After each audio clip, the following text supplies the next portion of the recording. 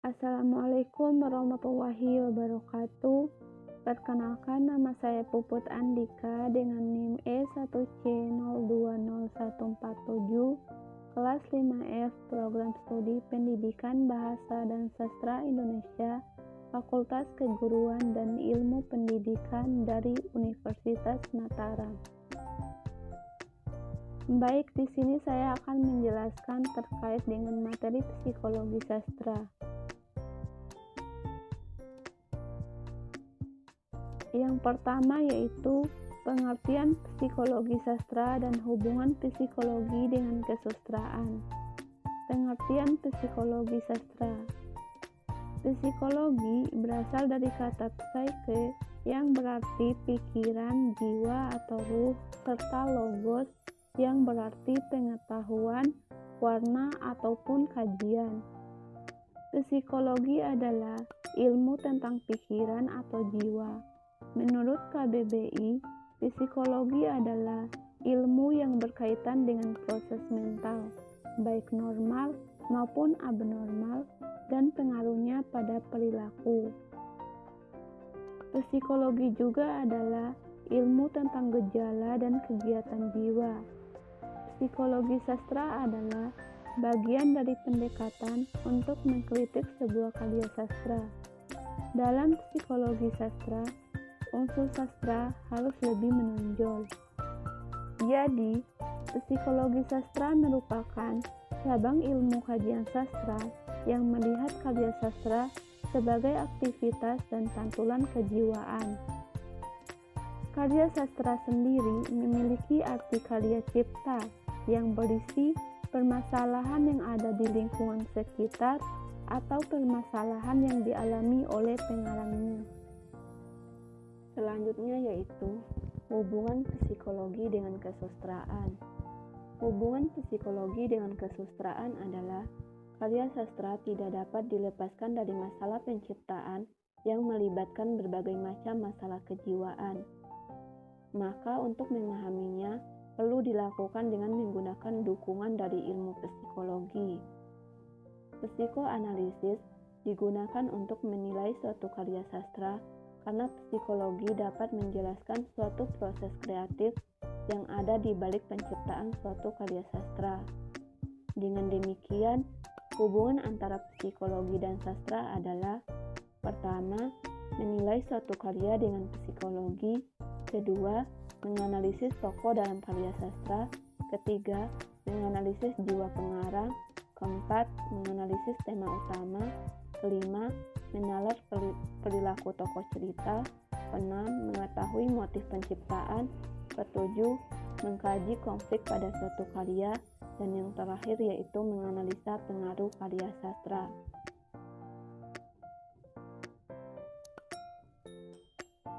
Hubungan antara psikologi dengan sastra adalah bahwa di satu pihak, karya sastra dianggap sebagai hasil aktivitas dan ekspresi manusia.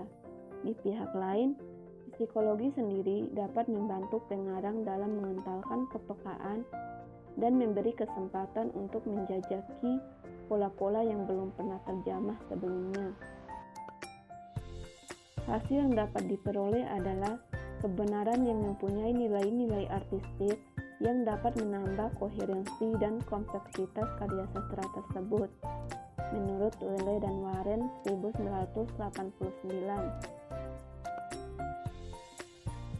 Secara lebih tegas, psikologi dan sastra ini memiliki hubungan fungsional, yakni sama-sama berguna untuk sarana mempelajari keadaan kejiwaan orang lain. Perbedaannya adalah bahwa gejala kejiwaan yang terdapat dalam sastra adalah gejala kejiwaan dari manusia-manusia imajiner. Sedangkan dalam psikologi adalah manusia-manusia real dalam kehidupan masyarakat nyata. Namun demikian, keduanya dapat saling melengkapi dan saling mengisi untuk memperoleh pemahaman yang lebih mendalam terhadap kejiwaan manusia. Karena terdapat kemungkinan apa yang tertangkap oleh sang pengarang tidak mampu dinikmati oleh psikolog atau sebaliknya. Hubungan antara sastra dan psikologi karena munculnya istilah psikologi sastra yang membahas tentang hukum-hukum psikologi yang diterapkan pada karya sastra.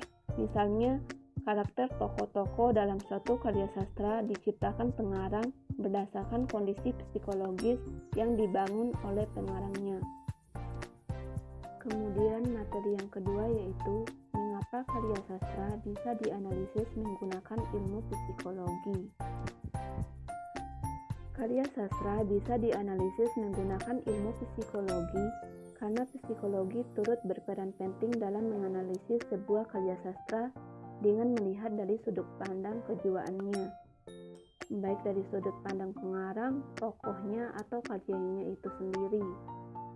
Dengan demikian, adanya konflik batin dalam satu proses pembuatan karya sastra menarik untuk dianalisa menggunakan ilmu psikologi, dan pada akhirnya lahir ilmu baru berupa psikologi sastra.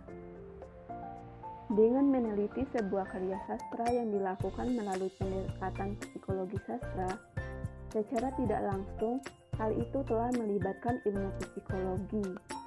Jadi, pada dasarnya, psikologi sastra adalah analisis pada teks dengan melibatkan pertimbangan relevansi dan juga peranan studi psikologis. Ilmu psikologi dapat digunakan untuk menilai suatu karya sastra karena dapat menjelaskan proses kreatif di balik pembuatannya. Sebagai contoh, kebiasaan seorang pengarang untuk merevisi dan menulis ulang karyanya sendiri. Psikologi berperan dalam studi mengenai perbaikan naskah, koreksi yang dilakukan, dan lain-lain. Kemudian selanjutnya yaitu yang ketiga, psikologi pengarang dan bentuk penerapannya dalam penelitian psikologi sastra. Psikologi pengarang. Psikologi pengarang merupakan salah satu wilayah psikologi kesenian yang membahas aspek kejiwaan pengarang sebagai suatu tipe maupun sebagai seorang pribadi, menurut Welek dan Warren 1990. Dalam kajian ini, yang menjadi fokus adalah aspek kejiwaan pengarang yang memiliki hubungan dengan proses lahirnya karya sastra. Memori psikologi pengarang. Menurut Jung dalam Indra Suara 2018, sekurang-kurangnya ada 4 faktor yang menyelimuti psikologi pengarang, yaitu pertama yaitu pikiran. Pikiran ini bermakna pengetahuan-pengetahuan yang diserap dari buku atau pengalaman empiris dari masyarakat. Kemudian yang kedua yaitu perasaan. Perasaan ini terkait dengan emosi. Kemudian yang ketiga yaitu intuisi. Intuisi ini terkait dengan firasat. Dan kemudian yang keempat yaitu sensasi. Sensasi ini terkait dengan efek dari pencerapan atas panca indera. Penggolongan ini dibagi lagi menjadi ekstrovert dan introvert. Ekstrovert artinya lebih berfokus terhadap hal-hal yang di luar dari dirinya atau di luar dari kejiwaannya. Sedangkan introvert sendiri lebih fokus hal-hal yang terkait dengan jiwanya. Tipologi psikis pengarang. Tugas peneliti psikologi sastra hendaknya menukik sampai hal-hal pribadi. Hal pribadi tersebut dikaitkan dengan sastra yang dihasilkan.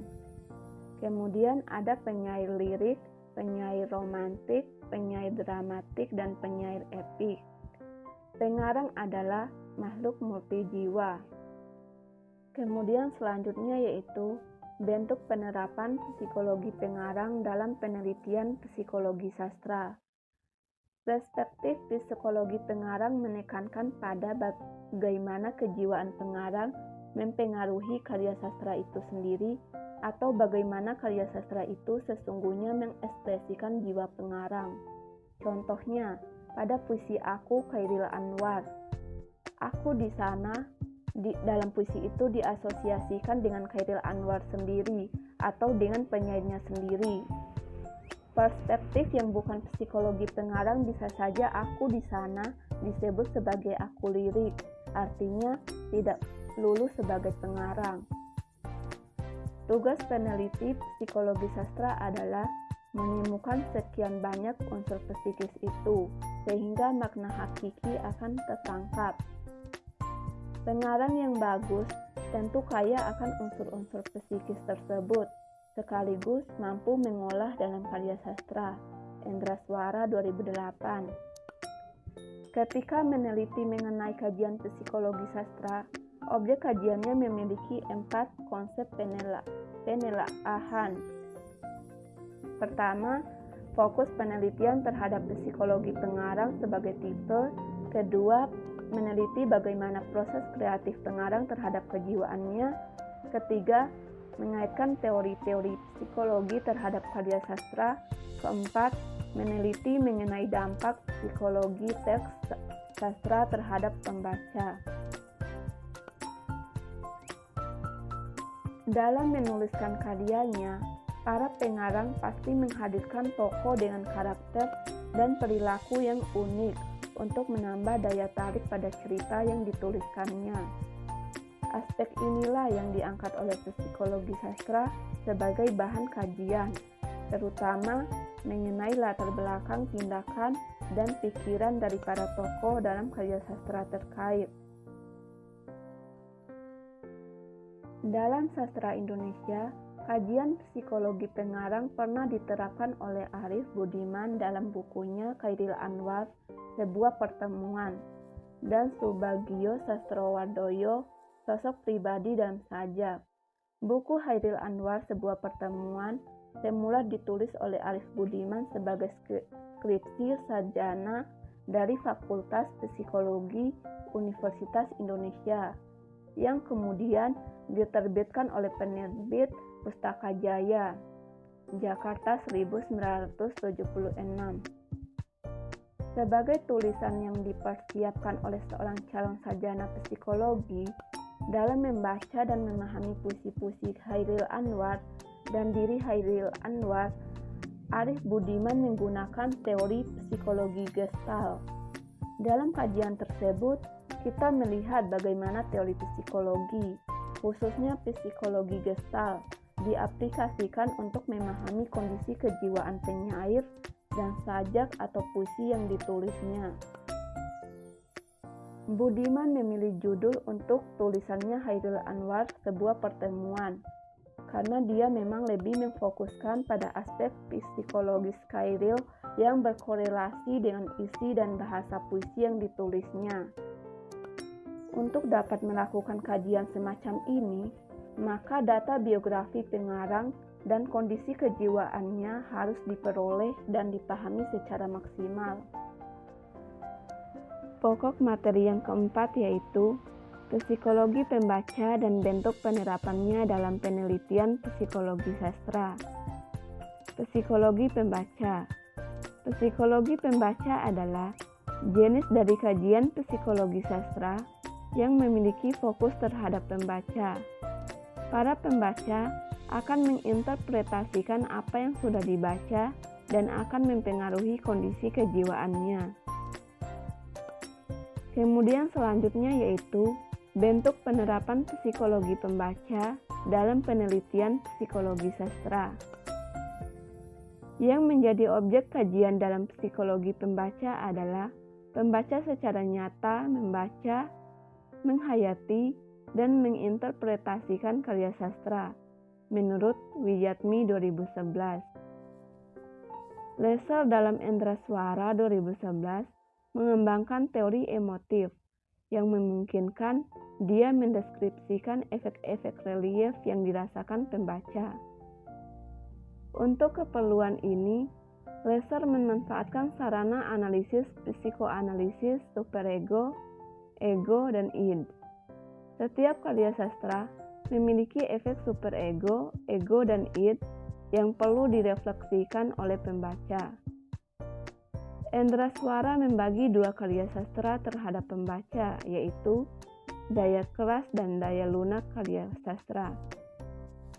Sebagai daya keras, Sastra akan mampu mengubah kehidupan membaca secara langsung, dan cepat mungkin pembaca akan merasa sakit hati, marah, jengkel, dan tiba-tiba jatuh sakit. Sebagai daya lunak, sastra akan merambat pelan-pelan ke dataran psikis pembaca. Pengaruh sastra sedikit demi sedikit tetapi pasti. Dalam proses ini, bukan mustahil jika pembaca suatu saat akan berubah kiblat hidupnya. Objek penelitiannya yaitu membaca yang langsung membaca karya sastra tersebut, lalu menghayati serta menginterpretasikan karya sastra. Karya sastra mampu mempengaruhi pembaca melalui pesan moral yang disampaikan oleh pengarang. Hal tersebut didapatkan melalui refleksi diri. Karya sastra merupakan cerminan psikologi yang terdapat dalam tokoh yang dibuat oleh pengarang. Hal ini mengakibatkan para pembaca masuk kepada permasalahan psikologi ketika mulai terlibat dalam cerita. Karya sastra yang baik menghasilkan nilai-nilai karakter di dalamnya. Nilai karakter yang ada bisa diteladani oleh para pembaca dan diterapkan dalam kehidupan sehari-hari. Secara alami, manusia memiliki berbagai macam emosi dan rasa. Oleh karena itu, ketika membaca suatu karya sastra, pembaca akan terlarut dan ikut bergembira, marah, bahkan hingga menangis ketika terhanyut oleh pengalaman tokoh dalam cerita. Karya sastra akan meninggalkan kesan bagi para pembacanya, yang menimbulkan interaksi antara pembaca dan teks yang sedang dibaca. Kesan tersebut dipengaruhi oleh imajinasi pembaca terhadap teks tersebut. Psikologi sastra atau psikologi pembaca dapat merunut dua hal dalam resepsi, yaitu reaksi pembaca dan evaluasi pembaca. Contohnya, polemik Taufik Ismail dan sastrawan Ode Kampung melawan Hudan Hidayat dan Salihara. Tanggapan pembaca atas lagu Amal Hayati yang dipopulerkan oleh Ummul Kulsum atau penyanyi Mesir. Selanjutnya, pokok materi yang kelima yaitu pokok-pokok teori secara singkat teori psikoanalisis Sigmund Freud.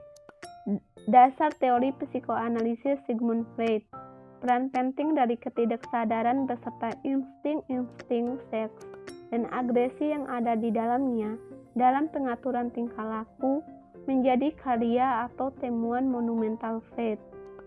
Sistematik yang dipakai Freud dalam mendeskripsi kepribadian menjadi tiga pokok, yaitu struktur kepribadian, dinamika kepribadian, dan perkembangan kepribadian. Baik, kita memasuki struktur kepribadian. Kehidupan jiwa memiliki tiga tingkat kesadaran, yaitu sadar, prasadar, dan tak sadar. Pada tahun 1923, Freud mengenalkan tiga model struktural yang lain, yakni id, ego, dan superego. Struktur baru ini tidak mengganti struktur lama, tetapi melengkapi atau menyempurnakan gambaran mental, terutama dalam fungsi dan tujuannya. Kemudian A. Tingkat kehidupan mental. Ada sadar.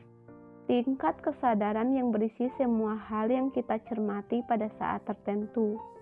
Menurut Freud, hanya sebagian kecil saja dari kehidupan mental, atau pikiran, persepsi, perasaan, dan ingatan yang masuk ke kesadaran. Selanjutnya yaitu prasadar. Prasadar ini disebut juga ingatan siap, yakni tingkat kesadaran yang menjadi jembatan antara sadar dan tak sadar. Pengalaman yang ditinggal oleh perhatian semula disadari, tetapi kemudian tidak lagi dicermati, akan ditekan pindah ke daerah prasadar. Selanjutnya tak sadar. Tak sadar adalah bagian yang paling dalam dari struktur kesadaran dan menurut Freud merupakan bagian terpenting dari jiwa manusia. Secara khusus, Freud membuktikan bahwa ketidaksadaran bukanlah abstraksi hipotetik, tetapi itu adalah kenyataan empirik. B. Wilayah pikiran. Id. Id adalah sistem kepribadian yang asli, dibawa sejak lahir. Dari id ini, kemudian akan muncul ego dan superego.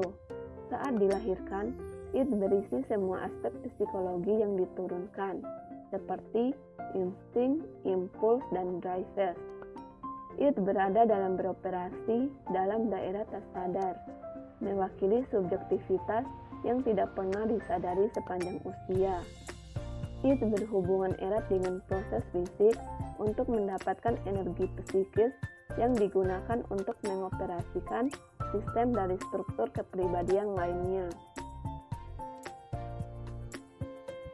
Kemudian ego. Ego adalah eksekutif atau pelaksana dari kepribadian yang memiliki dua tugas utama. Pertama, memilih stimuli mana yang hendak direspon dan atau insting mana yang akan dipuaskan sesuai dengan prioritas kebutuhan. Yang kedua, menentukan kapan dan bagaimana kebutuhan itu dipuaskan sesuai dengan tersedianya peluang yang risikonya minimal. Ego sesungguhnya bekerja untuk memuaskan id. Karena itu, ego yang tidak memiliki energi sendiri akan memperoleh energi dari id. Kemudian superego. Superego adalah kekuatan moral dan etik dari kepribadian yang beroperasi memakai prinsip idealistik sebagai lawan dari prinsip kepuasan id, dan prinsip realistik dari ego. Superego berkembang dari ego, dan seperti ego, ia tak punya sumber energinya sendiri. Selanjutnya yaitu dinamika kepribadian. Dalam dinamika kepribadian, Freud menjelaskan tentang adanya tenaga pendorong, kateksis, dan tenaga penekanan atau antikateksis. Kateksis ini adalah pemakaian energi psikis yang dilakukan oleh id untuk suatu objek tertentu untuk memuaskan suatu naluri. Sedangkan antikateksis adalah penggunaan energi psikis atau yang berasal dari id untuk menekan atau mencegah agar id tidak memunculkan naluri-naluri yang tidak bijaksana dan destruktif. Id hanya memiliki kateksis, sedangkan ego dan superego memiliki antikateksis. Namun, ego dan superego juga bisa membentuk kateksis objek yang baru sebagai pengalihan pemuasan kebutuhan secara tidak langsung. Masih berkaitan dengan asosiasi objek pemuasan kebutuhan yang diinginkan oleh id. Kemudian A. Insting sebagai energi psikis.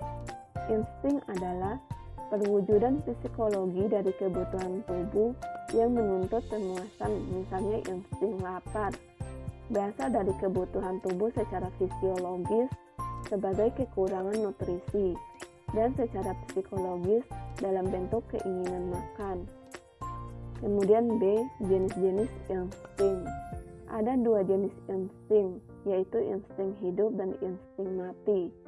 Insting hidup disebut juga eros, adalah dorongan yang menjamin survival dan reproduksi, seperti lapar, haus, dan seks. Sedangkan insting mati disebut juga insting merusak atau destruktif. Insting ini berfungsinya kurang jelas jika dibandingkan dengan insting hidup, karena tidak begitu dikenal. Selanjutnya C. Kecemasan. Kecemasan adalah variabel penting dari hampir semua teori kepribadian. Kecemasan sebagai dampak dari konflik yang menjadi bagian kehidupan yang tak terhindarkan, dipandang sebagai komponen dinamika kepribadian yang utama. Kecemasan adalah fungsi ego untuk memperingatkan individu tentang kemungkinan datangnya suatu bahaya, sehingga dapat disiapkan reaksi adaptif yang sesuai. Selanjutnya D. Mekanisme pertahanan ego. Freud mengartikan mekanisme pertahanan ego sebagai strategi yang digunakan individu untuk mencegah kemunculan terbuka dari dorongan-dorongan id, maupun untuk menghadapi tekanan superego atas ego, dengan tujuan agar kecemasan bisa dikurangi atau diredakan. Menurut Freud, mekanisme pertahanan ego itu adalah mekanisme yang rumit dan banyak macamnya. Adapun mekanisme yang banyak dipakai dalam kehidupan sehari-hari ada 7 macam, yaitu pertama, identifikasi. Maksudnya adalah cara mereduksi tegangan dengan meniru atau mengimitasi atau mengidentifikasikan diri dengan orang yang dianggap lebih berhasil memuaskan hasratnya dibanding dirinya. Kemudian yang kedua yaitu pemindahan atau reaksi kompromi. Maksudnya, ketika objek kateksis asli yang dipilih oleh insting tidak dapat dicapai karena ada rintangan dari luar atau sosial alami atau dari dalam antikateksis, insting itu direpres kembali ke ketidaksadaran atau ego menawarkan kateksis baru yang berarti pemindahan energi dari objek satu ke objek yang lain sampai ditemukan objek yang dapat mereduksi tegangan. Kemudian yang ketiga yaitu represi. Represi adalah proses ego memakai kekuatan antikateksis untuk menekan segala sesuatu atau ide, insting, ingatan, pikiran yang dapat menimbulkan kecemasan keluar dari kesadaran. Kemudian yang keempat adalah fiksasi dan regresi. Fiksasi adalah terhentinya perkembangan normal pada tahap perkembangan tertentu, karena perkembangan lanjutannya sangat sukar, sehingga menimbulkan frustasi dan kecemasan yang terlalu kuat. Yang kelima yaitu proyeksi.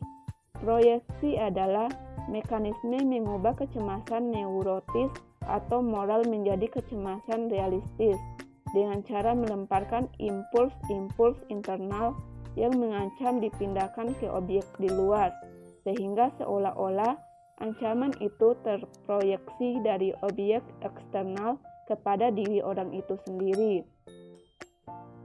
Kemudian yang keenam adalah introyeksi. Introyeksi adalah mekanisme pertahanan di mana seseorang meleburkan sifat-sifat positif orang lain ke dalam egonya sendiri.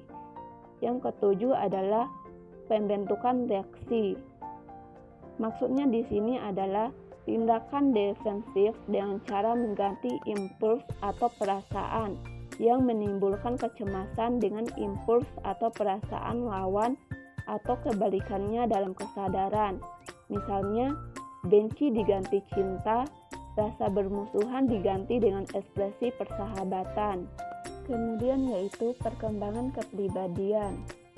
Freud membagi perkembangan kepribadian menjadi 3 tahapan, yakni tahap infantil 0-5 tahun, tahap laten 5-12 tahun, dan tahap genital lebih dari 12 tahun.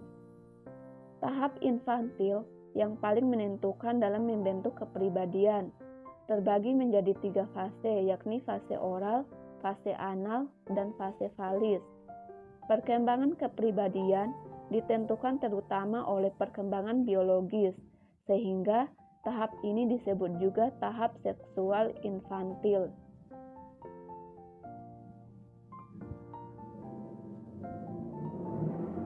Kemudian materi yang keenam adalah pokok-pokok teori Alfred Adler. Individu sebagai pokok persoalan. Adler memberi tekanan kepada pentingnya sifat khas atau unik kepribadian, yaitu individualitas, kebulatan serta sifat-sifat pribadi manusia. Menurut Adler, tiap orang adalah suatu konfigurasi motif-motif, sifat-sifat, serta nilai-nilai yang khas. Perilaku tiap orang menunjukkan corak khas gaya kehidupannya yang bersifat individual. Pandangan teleologis finalisme semu. Adler mengambil ajaran filsafat positivisme idealistis yang bersifat pragmatis dan disesuaikan dengan pendapatnya sendiri. Adler menemukan bahwa manusia lebih didorong oleh harapan-harapan terhadap masa depan daripada pengalaman masa lampaunya. Tujuan itu tidak ada di masa depan sebagai bagian daripada suatu rancangan teleologis, melainkan ada secara subjektif atau dalam diri si subjek. Pada waktu kini sebagai keinginan atau cita-cita yang mempengaruhi tingkah laku dewasa ini. Ada dua dorongan pokok, yaitu pertama, dorongan kemasyarakatan yang mendorong manusia bertindak untuk kepentingan masyarakat.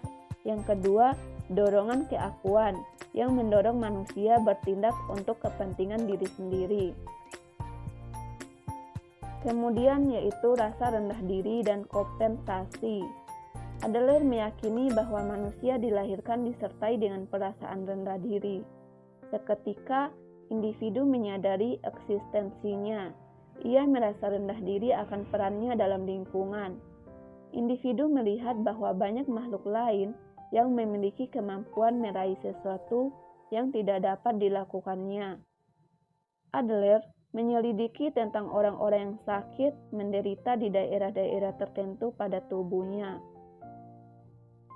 Kemudian dorongan kemasyarakatan. Dorongan kemasyarakatan merupakan dorongan untuk membantu masyarakat guna mencapai tujuan masyarakat yang sempurna. Dorongan kemasyarakatan dibawa sejak lahir, yang pada dasarnya manusia adalah makhluk sosial.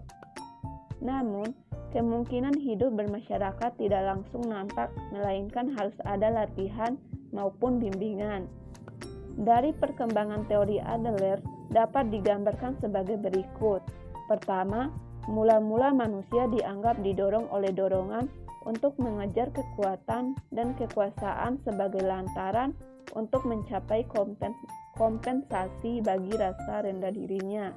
Yang kedua, selanjutnya manusia dianggapnya didorong oleh dorongan kemasyarakatan yang dibawa sejak lahir, yang menyebabkan dia menempatkan kepentingan umum di atas kepentingan pribadi. Selanjutnya yaitu gaya hidup flatline. Gaya hidup adalah prinsip yang dapat dipakai landasan untuk memahami tingkah laku seseorang.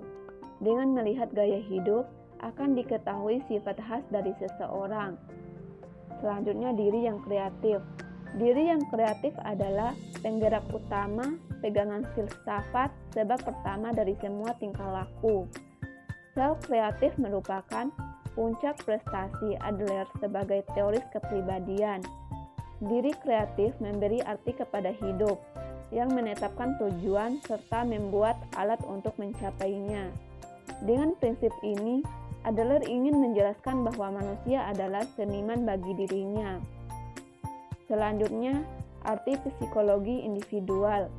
Psikologi individual mempunyai arti yang penting sebagai cara untuk memahami tingkah laku manusia. Aliran ini tidak memberikan susunan yang teliti mengenai struktur, dinamika, serta perkembangan kepribadian, tetapi mementingkan perumusan petunjuk-petunjuk praktis untuk memahami sesama manusia. Kemudian selanjutnya yaitu penerapan psikologi individual. Ada konstelasi keluarga, ingatan masa kecil, mimpi, dan psikoterapi. Pokok materi yang ketujuh yaitu contoh analisis cerpen yang telah mahasiswa susun yang menggunakan salah satu teori Freud atau Adler. Contoh analisis cerpen yang saya susun kemarin yaitu menggunakan teori Sigmund Freud, yaitu dengan judul Struktur Kepribadian Tokoh Utama Kakek dalam cerpen Robohnya Surau Kami, karya Ali Akbar Nafis, kajian psikoanalisis Sigmund Freud. Robohnya Surau Kami adalah sebuah kumpulan cerpen sosio-religi karya Ali Akbar Nafis. Cerpen ini kali terbit pada tahun 1956 yang menceritakan dialog Tuhan dengan Haji Saleh, seorang warga negara Indonesia yang hidup hanya beribadah dan beribadah. Cerpen ini dipandang sebagai salah satu karya monumental di dunia sastra Indonesia. Cerpen Robohnya Surau Kami bercerita tentang kisah tragis matinya seorang kakek penjaga surau, masjid yang berukuran kecil di kota kelahiran tokoh utama berbasis itu. Hasil penelitian dalam penelitian ini disesuaikan dengan teori kepribadian menurut Sigmund Freud, yaitu perkembangan kepribadian id, ego, dan superego. Tokoh utama dalam cerpen Robohnya Surau Kami karya Ali Akbar Nafis. Id. Nurgiantoro menyatakan id adalah lapisan paling dalam sistem kepribadian kodrati yang sudah terbentuk atau dibawa sejak lahir. Ia berada di alam bawah sadar yang berisi kekuatan instintif atau dorongan-dorongan primitif yang secara konkret berwujud libido atau hasrat. Id memiliki dorongan yang kuat untuk berbuat, sehingga tidak mengenal nilai-nilai moral yang dibentuk. Cara kerja id adalah selalu mencari kenikmatan dan menghindari ketidaknyamanan. Hasil analisis terhadap cerpen Robohnya Surau Kami karya Ali Akbar Nafis memberi gambaran yang jelas tentang wujud-wujud id. Tokoh utama kakek memiliki gambaran penekatan id berupa hasrat kakek yang ingin membunuh Ajosidi karena kekesalannya atas bualan Ajosidi. Wujud id kakek dapat dilihat dalam kutipan berikut. Mudah-mudahan pisau cukur ini, yang kuasa tajam-tajam ini, menggorok tenggorokannya. Selanjutnya yaitu ego.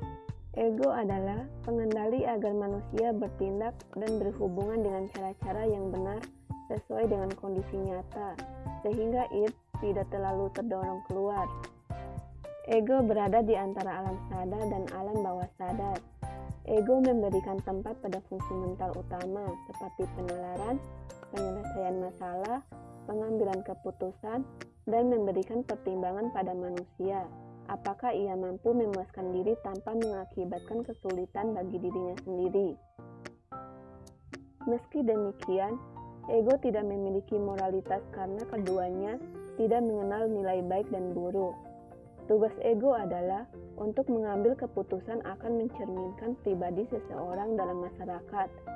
Gambaran ego yang terdapat dalam cerpen Robohnya Surau Kami karya Ali Akbar Nafis terlihat dari tokoh kakek sebagai berikut.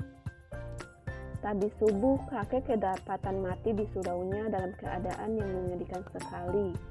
Ia menggorok lehernya dengan pisau cukur. Kutipan di atas menunjukkan bagaimana ego tidak memandang nilai moralitas.